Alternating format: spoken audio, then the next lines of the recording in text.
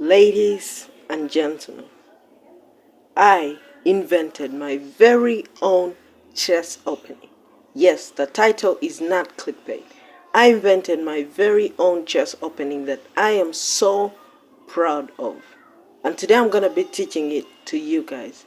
Now, the opening you guys are about to learn is so OP. I've played 5 games on chess.com using this opening that I invented, and I have won 4 out of those 5 games and lost one, of course. Now, the opening you're about to see, obviously there are other openings that are better. I mean, there are openings that have been created by GMs, university schools, so this opening of mine surely can't be better than all of them. But the opening you're about to see is probably gonna surprise your opponent so much that they're probably gonna blunder. Like, imagine your opponent being used to seeing you play e4, d4, London, Italian opening every single time, and then you just play this opening that I'm about to teach you. They don't know what to do against it, so they're probably gonna blunder. So let's learn this opening together. Now, I haven't thought of a name for this opening yet, like I just created it very recently, but let's play. So the first moves of this opening are h4, believe it or not, h4. Now h4, now your opponent will always go d5 or e5, no difference. Then you go g3. The reasoning of this move is to put your bishop on g2, then to put your bishop on g2, then your knight on g3. But let's see how your opponent can respond.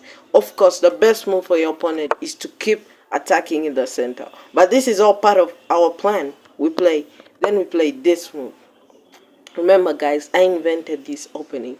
The best move for your opponent is this, believe it or not. Continue developing. But that is when you play this move. The reasoning of this move is so that you want to bring out your knight next. You want to bring out your knight to g3 next.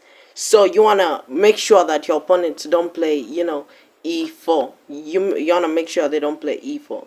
The best move for your opponent is this move right here, believe it or not.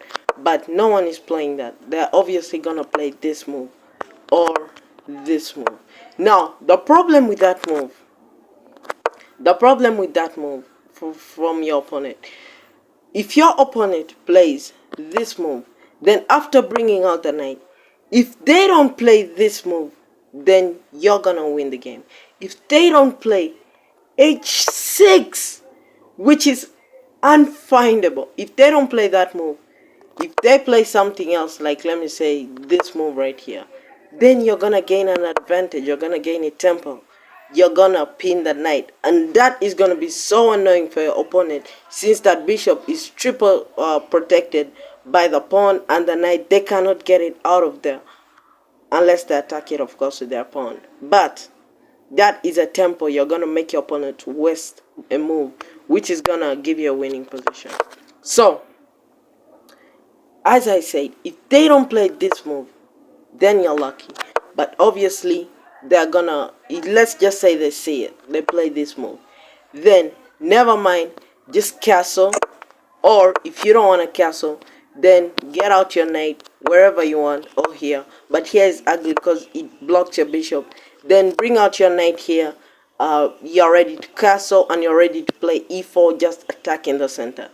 This opening may look stupid in the beginning, but trust me, play this opening. Your opponents are gonna fumble because they will not know how to defend it. They'll not know what they're dealing with, and trust me, this opening is so OP. I've played it against people higher rated than me and I've beat them. Like, let's go back a bit. So we start with h6. Your opponents play d5. You just continue first attacking on the king side. You just continue attacking on the king side. My reasoning for making it, for inventing this opening on the king side, is because if you do it this side, it's actually a bad opening. If you play all of those things this side, then you're actually going to end up with a lost position.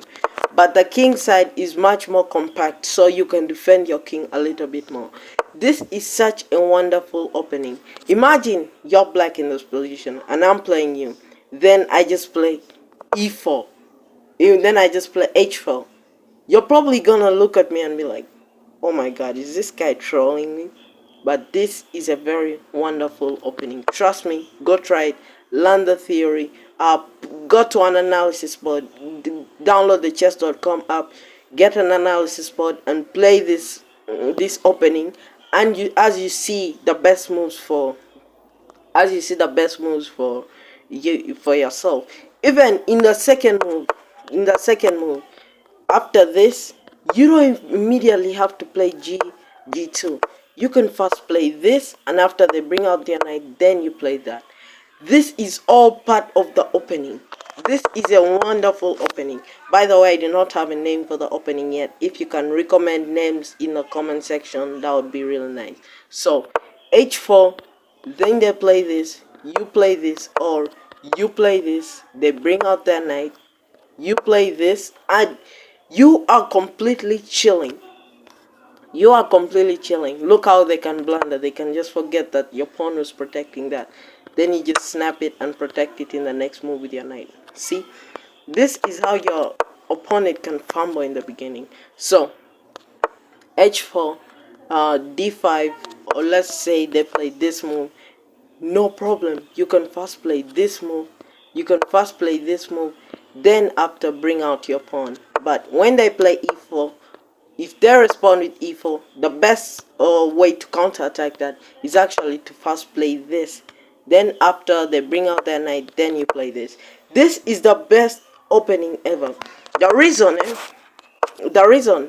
I'm telling you guys, after h4, then whatever they play, the reason I'm telling you guys to first play this or first play this is to prevent them from putting 2 pawns in the center. But that doesn't matter, especially if you're under like 1400.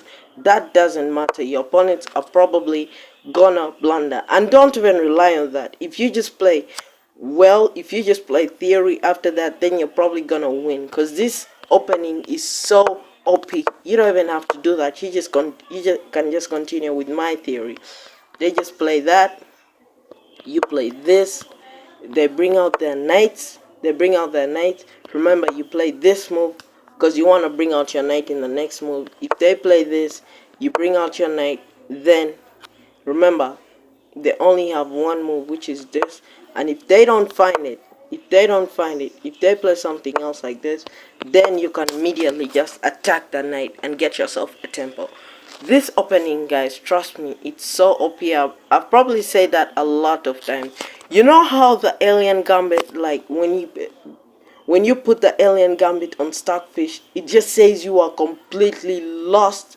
But when witty alien plays the alien gambit, you see him beating grand masters with it. This opening is kind of the alien gambit. It confuses your opponent and it gives you a wonderful position. Like, see this position. It's not bad. I mean, look at this. Look at this position.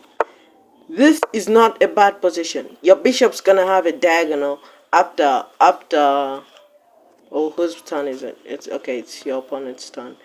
Your bishop's gonna have a diagonal after this. It's gonna have a diagonal, or even you can develop it to that side. But the problem with developing it to h3, the reason I'm telling you guys to put it on g2 is because you can potentially put your knight on h3. That's why you have to first put the bishop on g2. So this is my opening, guys. This opening is so OP.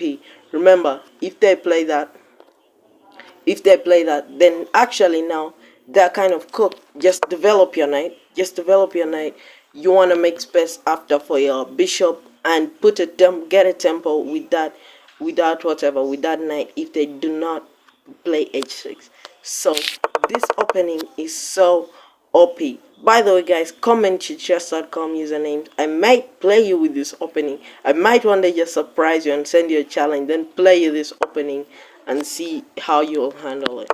This opening is so wonderful. It might look dumb, to most people. You might show it to people, it might look dumb. Like the other day I was seeing a grandmaster, witty alien was talking to him about the alien Gambit, and he was like, at first I thought it was a really dumb opening, but after seeing you play a bunch of grandmasters and beating them with the alien Gambit, I was like, oh, this might actually be a very, very good opening. That's the point. That's the point of this opening. It surprises your opponent. Your opponents don't know how to defend it.